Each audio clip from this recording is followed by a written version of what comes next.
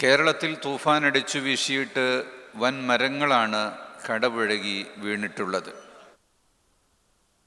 ഈ അടുത്ത ദിവസം വളരെ ഞെട്ടിപ്പിക്കുന്ന വാർത്തയാണ് നമ്മുടെ മുന്നിൽ വന്നത്. സിന്തറ്റിക് ഡ്രഗ് ഉപയോഗിക്കുന്ന 3 അധ്യാപികമാരെ അറസ്റ്റ് ചെയ്തു.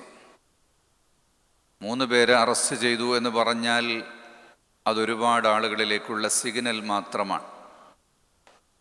അവർക്ക് ലഭിക്കുന്ന സാലറി ഉപയോഗിച്ചു വാങ്ങാൻ കഴിയുന്നതിനേക്കാൾ ഏറെയും വിലയുള്ള അതീവ ഗുരുതരമായ സിന്തറ്റിക് ഡ്രഗുകളാണ് അധ്യാപികമാരാണ് ഉപയോഗിക്കുന്നത് എന്നത് നമ്മെ ഉറക്കം കെടുത്തുന്നത്. ആരാണ് അധ്യാപകരെന്ന് പറയുന്നത്? ഈ സമൂഹത്തെ സംസ്കരിക്കേണ്ടവരാണ്. അവർ സമൂഹത്തിന് വെളിച്ചം നൽകേണ്ടവരാണ്. തലമുറകളെ വാർത്തെടുക്കേണ്ടവരാണ്. വേലി തന്നെ വിളതിന്നുന്ന ഏർപ്പാടുണ്ടായാൽ എന്തായിരിക്കും ഈ തോട്ടത്തിൻ്റെ സ്ഥിതി? ഈ തോട്ടത്തിനകത്ത് ജീവിക്കുന്ന കുഞ്ഞാടുകൾ, നാൽക്കാലികൾ, മൃഗങ്ങൾ, അവിടെ വളരുന്ന വിളകൾ എല്ലാം നശിച്ചു പോകും. അത്രയും ഗൗരവതരമായൊരു കാര്യമാണ് ഈ വാർത്ത നമ്മെ വിളിച്ചുണർത്തുന്നത്. ഒരു അധ്യാപകൻ എങ്ങനെയാകണം? നബി സല്ലല്ലാഹു അലൈഹി വസല്ലം തങ്ങളുടെ മികച്ച മാതൃക നമ്മുടെ മുന്നിൽ. റസൂലുള്ളാഹി തങ്ങൾ പറഞ്ഞത് എൻ്റെ നിയോഗം തന്നെ അധ്യാപകനായിട്ടാണ്. നബി തങ്ങളുടെ അധ്യാപനം എന്ന് പറയുന്നത് ക്ലാസ്സിലിരിക്കുന്ന സമയത്ത് കുറച്ചു കാര്യങ്ങൾ പറഞ്ഞു കൊടുക്കുക, പിന്നെ തൻ്റെ ഇഷ്ടം പോലെ എങ്ങോട്ടെങ്കിലും കറങ്ങുക എന്നതല്ല. നബി തങ്ങളുടെ അധ്യാപനം എന്നത് 24 മണിക്കൂറാണ്. ഓരോ സമയത്തും തൻ്റെ മുന്നിൽ കാണുന്ന നന്മയെ ഉപദേശിച്ചു കൊടുക്കുകയും തിന്മയെ തടയുകയും ആണ്. എന്നാൽ വളരെ നബിതങ്ങളുടെ രീതി ശാസ്ത്രത്തെ ലോകം മുഴുവനും വാഴ്ത്തിയിട്ടുണ്ട്. പഠിക്കുന്ന വിദ്യാർത്ഥികൾ ഏതു നിലവാരത്തിലുള്ളവരാണെങ്കിലും, അവരേത് സ്വഭാവത്തിലുള്ളവരാണെങ്കിലും, ഏത് ബാക്ക്ഗ്രൗണ്ടിൽ നിന്ന് വന്നിട്ടുള്ളവരാണെങ്കിലും അവരെല്ലാം ഒരേ രീതിയിൽ കണ്ടുകൊണ്ട് സിവിലൈസ് ചെയ്യാൻ പറ്റിയ ഒരു രീതിയിലായിരുന്നു നബിതങ്ങളുടെ പെരുമാറ്റവും നബിതങ്ങളുടെ രീതിയും. അധ്യാപനത്തിൽ ആദ്യം വേണ്ടത് സംസ്കരണമാണ്. വിശുദ്ധ ഖുർആൻ ആ കാര്യം ഓർമ്മപ്പെടുത്തുന്നുണ്ട്. ഹുവല്ലദീ ബഅസ ഫിൽ ഉമ്മiyyin റസൂലൻ മിൻഹും യത്ലു അലൈഹിം ആയാതിഹി വയുസക്കിഹിം വയുഅല്ലിമുഹുൽ കിതാബ വൽ ഹിക്മ. ആദ്യം സംസ്കരിക്കുകയാണ്, എന്നിട്ടാണ് അധ്യാപനം. വിദ്യാർത്ഥികൾ നന്നാകണം, അവരുടെ ജീവിതം നന്നാകണം, അവരുടെ പെരുമാറ്റം നന്നാകണം, അവരുടെ ജീവിതത്തിൻ്റെ ശൈലി നന്നാകണം. എന്നിട്ടാണ് അവർ ശാസ്ത്രം പഠിക്കേണ്ടത്. അതിനുശേഷമാണ് അവർ മാത്തമാറ്റിക്സ് പഠിക്കേണ്ടത്, മറ്റ് അറിവുകൾ നേടേണ്ടത്. സംസ്കാരം ഇല്ലാതെ അറിവുകൾ നേടിയതുകൊണ്ട് അത് നന്മയേക്കാളേറെ നാശമാണ് വിളിച്ചു വരുത്തുക എന്നാണ് ഇത് സൂചിപ്പിക്കുന്നത്. സ്നേഹവും കാരുണ്യവും കാണിക്കുന്നവരായിരിക്കണം. മദ്യപിച്ചു വരുന്നൊരു അധ്യാപകൻ എങ്ങനെയാണ് വിദ്യാർത്ഥികളെ കാണുക? മയക്കുമരുന്നടിച്ചു വരുന്നവരാണെങ്കിലോ ആ ഡോസേജിൻ്റെ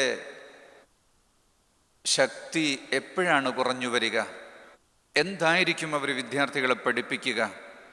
കാരുണ്യവും സ്നേഹവും അധ്യാപകൻ്റെ പെരുമാറ്റത്തിൽ നിന്ന് വിദ്യാർത്ഥികൾക്ക് ലഭിക്കേണ്ടതാണ്. ക്രൂരമായ ചിന്തകൾ ഒരു അധ്യാപകൻ്റെ മനസ്സിലുണ്ടെങ്കിൽ അത് പ്രതിഫലിക്കുന്നത് വിദ്യാർത്ഥികളിലായിരിക്കും. നിസ്കരിച്ചുകൊണ്ടിരിക്കുമ്പോൾ ഒരാൾ സംസാരിക്കുകയാണ്. സ്വഹാബികളിൽപ്പെട്ട ഒരാൾ, മുആവിയത്ത് ഇബ്നു അൽ ഹകം അസ്സുലമി റളിയല്ലാഹു അൻഹു, നിസ്കാരത്തിൽ സംസാരിക്കുമ്പോൾ എന്താണ് സംഭവിച്ചത്? മറ്റുള്ളവരെല്ലാം കൂടെ ഒരു നോട്ടം. എന്താണ് ഇയാൾ സംസാരിക്കുന്നത്? നിസ്കാരത്തിൽ ഒരാൾ തുമ്മിയതാണ്. തുമ്മിയപ്പോൾ മുആവിയത്ത് ഇബ്നു ഹകം യർഹമുക്കല്ലാഹ് എന്ന് പറഞ്ഞു. അപ്പോഴാണ് എല്ലാവരും ഇങ്ങനെ നോക്കുന്നത്. നോക്കുമ്പോൾ അദ്ദേഹം ചോദിക്കുന്നു, എന്താണ് നിങ്ങൾ എന്നെ നോക്കുന്നത്? എനിക്ക് ഈ കാര്യം പറയാൻ പറ്റില്ലയോ? അപ്പോൾ അവർ കാലിന് തുടയിൽ അടിച്ചുകൊണ്ട് ഉസ്കുത്ത്, മിണ്ടാൻ പാടില്ല. മിണ്ടാൻ പാടില്ല എന്ന് പറയാനും പറ്റില്ലല്ലോ നിസ്കാരത്തിൽ. അപ്പോൾ അടയാളം കൊണ്ട് കാണിച്ചു, മിണ്ടരുത്. സുലമി പറയുന്നു, അങ്ങനെ ഞാൻ മിണ്ടിയില്ല. നിസ്കാരം കഴിഞ്ഞപ്പോൾ നബി സല്ലല്ലാഹു അലൈഹി വസല്ലമ തങ്ങൾ, ആ നബിതങ്ങളെപ്പോലെ ഒരു അധ്യാപകനെ ഞാൻ കണ്ടിട്ടില്ല ജീവിതത്തിൽ, കേട്ടിട്ടുമില്ല. നബിതങ്ങൾ പറഞ്ഞു, നിസ്കാരം നിങ്ങൾ അള്ളാഹുമായുള്ള മുനാജാത്താണ്. അവിടെ സൃഷ്ടികളോട് സംസാരിക്കാൻ പാടില്ല. സൃഷ്ടികളോടുള്ള യാതൊരു തരത്തിലുള്ള സംസാരവും നിസ്കാരത്തിൽ പറ്റുകയില്ല. അൽഹംദുലില്ലാ പറയാം, ഇർഹംകല്ലാ പറയാൻ പറ്റില്ല. അത് നബിതങ്ങളോട് മാത്രം അസ്സലാമു അലൈക അയ്യുഹൻ നബിയു എന്ന് നബിതങ്ങളോട് സലാം പറയണം. തശഹുദിൽ അസ്സലാമു അലൈക തങ്ങളുടെ മേൽ എന്ന് പറഞ്ഞിട്ട് തങ്ങളെ അഭിമുഖീകരിക്കാൻ, വേറെ ഒരാളെയും അഭിമുഖീകരിക്കാൻ പറ്റില്ല. അപ്പോൾ ഇർഹംകല്ലാ എന്ന് പറയാൻ പറ്റില്ല. വേണ്ടി വന്നാൽ ഇർഹംഹുല്ലാഹ് എന്ന് പറയാം. അപ്പോൾ നബിതങ്ങൾ പഠിപ്പിക്കുകയാണ്, ഇന്നമാ ഹുവ തസ്ബീഹു വത്തക്ബീറു വഖിറാഅത്തുൽ ഖുർആൻ ഇന്ന ഹാദിഹി സ്വലാഹ് ലാ യസ്ലുഹു ഫീഹാ ശൈഉൻ മിൻ കലാമിൻ നാസ്. ഈ നിസ്കാരത്തിൽ മനുഷ്യ സംസാരങ്ങളൊന്നും പറ്റില്ല. അത് തസ്ബീഹും തക്ബീറും ഖിറാഅത്തും ഒക്കെയാണ് അതിലുള്ളത് എന്ന്. ഇവിടെ ആ വിദ്യാർത്ഥി പറയുന്ന വാക്കുകളാണ് നമ്മെ അത്ഭുതപ്പെടുത്തേണ്ടത്, അല്ലെങ്കിൽ നമ്മെ ചിന്തിപ്പിക്കേണ്ടത്.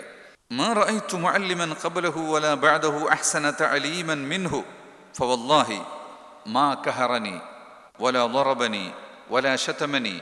എന്നെ ദേഷ്യപ്പെട്ടില്ല, എന്നെ ശകാരിച്ചില്ല, എന്നെ അടിച്ചില്ല. വളരെ ശാന്തമായി കാര്യം പറഞ്ഞുകൊണ്ട് എന്നെ തിരുത്തി. അങ്ങനെയുള്ള അധ്യാപകരുണ്ടാകേണ്ട നാട്ടിൽ മയക്കുമരുന്നിൻ്റെ ഉപയോഗിക്കുന്നവരും പ്രചാരകരുമായ ആളുകൾ വളർന്നു വന്നാൽ എന്തായിരിക്കും ഈ നാടിൻ്റെ ഭാവി എന്നത് വളരെ ഗൗരവപൂർവ്വം നമ്മൾ ഓർക്കേണ്ടതുണ്ട്. വിദ്യാർത്ഥികൾ പല തരത്തിലുള്ള പിന്നാമ്പുറങ്ങളിൽ നിന്ന് വരുന്നവരാണെങ്കിലും അവരെ എല്ലാം സംസ്കരിച്ചെടുക്കുക എന്നുള്ള മഹത്തായൊരു ദൗത്യം അധ്യാപന ലോകത്ത് നിന്ന് നടക്കേണ്ടതുണ്ട്. വലൗ കുന്ത ഫല്ലൻ ഗലീദൽ ഖൽബ് ലം ഫല്ലൂ മിൻ ഹൗലിക്. വിശുദ്ധ ഖുർആൻ പറഞ്ഞുവല്ലോ, തങ്ങളെങ്ങാനും ഒരു പരുഷ സ്വഭാവക്കാരനായിരുന്നുവെങ്കിൽ ഇവരൊന്നും തങ്ങളുടെ കൂടെ വരില്ലായിരുന്നു. അപ്പം ലീനുൽ ഖൽബ്, ആ ഹൃദയ നൈർമല്യമാണ് തങ്ങളിലേക്ക് അടുത്ത ആളുകൾ, വിദ്യാർത്ഥികളും തങ്ങളുടെ അനുയായികളും എല്ലാം അടുത്തു വരാൻ ഉണ്ടായിട്ടുള്ള കാരണം. അധ്യാപകർക്ക് ബഹുമാനം നൽകപ്പെടണം, അധ്യാപകർ ആദരിക്കപ്പെടണം, വിദ്യാർത്ഥികളുമായി ഫ്രണ്ട്ലി ആയിരിക്കണം എന്ന് പറഞ്ഞാൽ ചിലർ മനസ്സിലാക്കിയത് വിദ്യാർത്ഥികളോടൊപ്പം എല്ലാ കളിയിലും പങ്കുചേരുക, എല്ലാ തമാശയിലും അവരോടൊപ്പം ചേരുക, അധ്യാപകൻ്റെ ആദരവ് ഇല്ലാതിരിക്കുക. അതൊരിക്കലും ശരിയല്ല. അധ്യാപകൻ്റെ റെസ്പെക്റ്റ് കീപ്പ് ചെയ്തുകൊണ്ടുള്ള ഫ്രണ്ട്ലി സ്വഭാവമാണ് വേണ്ടത്. ആദരിക്കപ്പെടണം. അപ്പോഴേ അവർ പറയുന്നത് മറ്റുള്ളവർ കേൾക്കുകയുള്ളൂ. ചിലർ ബഹുമാനം എന്ന് കരുതിയാൽ അത് അവർ മനസ്സിലാക്കിയിട്ടുള്ള അർത്ഥങ്ങൾ തെറ്റിപ്പോയിട്ടുണ്ട്. ബഹുമാനിക്കപ്പെട്ടു പോയാൽ അതോറിറ്റിയായി പോകും, അപ്പോൾ പിന്നെ വിദ്യാർത്ഥികൾ അടുത്തു വരില്ല എന്നൊരു ചിന്തയും ഉണ്ട്. അതൊന്നും ശരിയല്ല. ഇഹ്തിറാം ചെയ്യപ്പെടേണ്ടതിനെ ഇഹ്തിറാം ചെയ്യപ്പെടണം, ആദരിക്കപ്പെടേണ്ടതിനെ ആദരിക്കപ്പെടണം. ആ കൂട്ടത്തിൽ ഈ കഴിഞ്ഞ ദിവസം ഒരാൾ കല്യാണം ക്ഷണിക്കാൻ വേണ്ടി വന്നു. നല്ല വിലയുള്ള കല്യാണക്കത്താണ്. തുറന്നു നോക്കുമ്പോൾ അതിമനോഹരമായ കാലിഗ്രാഫിക് ചെയ്തൊരു പ്രിൻ്റ്, ഇംപ്രിൻ്റ്, ബിസ്മില്ലാഹിർ റഹ്മാനിർ റഹീം. മനോഹരമാണ്, ബറക്കത്താണ്, എന്ത് സുന്ദരമാണ് എന്ന് കരുതും. ഈ കല്യാണക്കത്ത് എവിടെയാണ് പോയി കിടക്കുക? ആരാണിതിനെ ഇത്ര ആദരിക്കുക? ചിലപ്പോൾ മേശൻ്റെ മുകളിലുണ്ടാകും. കുറഞ്ഞ ദിവസം കഴിഞ്ഞാൽ അത് എന്തെങ്കിലും എഴുതാൻ വേണ്ടി ഉപയോഗിക്കും. പിന്നെ അത് ചവറ്റുകൊട്ടയിലേക്ക് പോകും. വിശുദ്ധ ഖുർആനിൻ്റെ ആയത്തുകൾ, അള്ളാഹുവിൻ്റെ വചനങ്ങൾ ആദരിക്കപ്പെടേണ്ടത് അനാദരിക്കപ്പെടും. അത് സൂക്ഷിക്കേണ്ടതാ. വാഹനങ്ങളുടെ മുകളിലൊക്കെ ബിസ്മില്ലാഹിർ റഹ്മാനിർ റഹീം, അസ്സലാത്തു വസ്സലാമു അലൈക യാ റസൂലല്ലാഹ്, ഇങ്ങനെയുള്ള വചനങ്ങൾ എഴുതുന്നത്. ഇപ്പം പള്ളി മുനാരങ്ങൾ കണ്ടില്ലേ? പള്ളി മുനാരങ്ങൾ സ്റ്റീൽ സ്ട്രക്ചർ കൊണ്ട് ആയത്തുകൾ കാലിഗ്രാഫി ചെയ്യപ്പെടുമ്പോൾ അതിൻ്റെ മുകളിൽ പക്ഷികൾ വന്നിരിക്കും, അവർ വിസർജിക്കും, അനാദരവുണ്ടാകും. ഈ അടുത്ത ദിവസം ഒരു കോളേജിലെ ലോഗോ റബ്ബി സിദ്നി ഇൽമാ എന്ന ആയത്തിൻ്റെ കഷ്ണം എഴുതിയിട്ടുണ്ട്. ചില ലോഗോകളിൽ റബ്ബി സിദ്നി ഇൽമാ നൂറുൻ അല നൂർ, അങ്ങനെ പല ആയത്തിൻ്റെ കഷ്ണവും എഴുതിയിട്ടുണ്ട്. ഇന്ത്യയിൽ വലിയ സർവകലാശാലകളുടെ ലോഗോയിൽ വരെയുണ്ട്. അതുപോലെ കേരളത്തിലെ വലിയ വിദ്യാഭ്യാസ സംഘടനകളുടെ ലോഗോയിൽ ഉണ്ട്. ഉണ്ടാകാം. ആദരവോടെ സൂക്ഷിക്കാൻ വേണ്ടി കഴിയണം.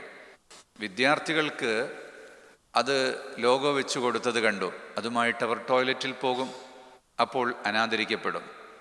അപ്പം നല്ലതാണെന്ന് വിചാരിക്കുന്ന ചില കാര്യങ്ങൾ ചിലപ്പോൾ അതിൻ്റെ ഉള്ളകം അറിയാതെ, അതിൻ്റെ വിപത്തുകൾ അറിയാതെ നമ്മൾ ചെയ്യുന്നത് അനാദരവിന് കാരണമായി തീരും. പഴയകാലത്തെ ആളുകൾ ഈ വചനങ്ങളും മറ്റും എഴുതി വെക്കുന്നതിനെയൊക്കെ വളരെ സൂക്ഷിച്ചുകൊണ്ടാണ് കൈകാര്യം ചെയ്തിട്ടുള്ളത്.